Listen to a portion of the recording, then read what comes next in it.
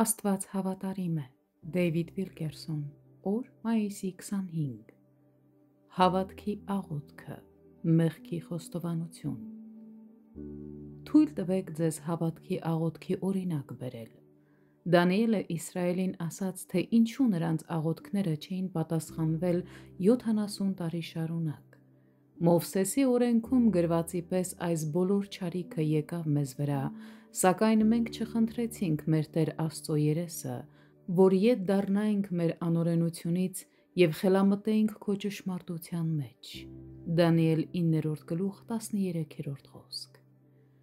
Արդար Դանիելի խոսքերով Իսրայելի աղոթքները տասնամյակներ շարունակ խոչընդոտվել էին մեղքի պատճառով։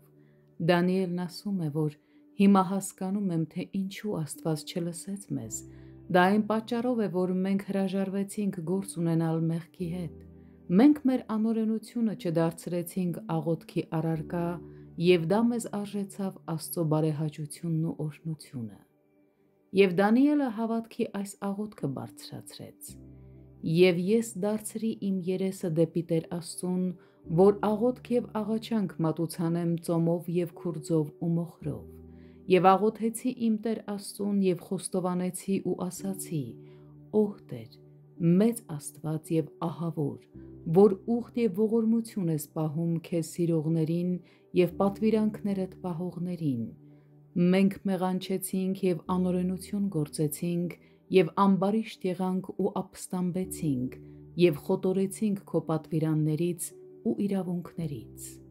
Դանիել 9:3-5 խոսքեր։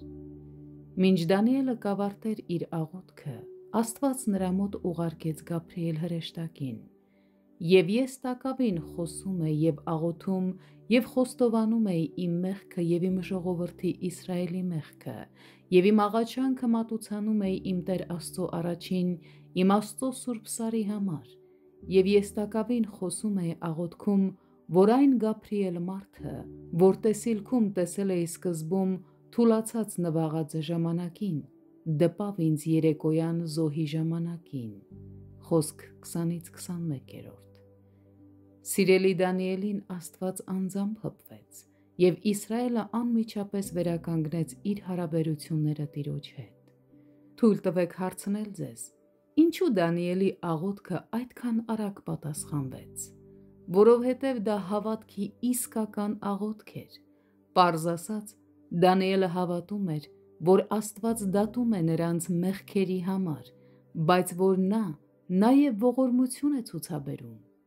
Տերը պատրաստ է պատասխանել քո աղոթքին նաև այսօր,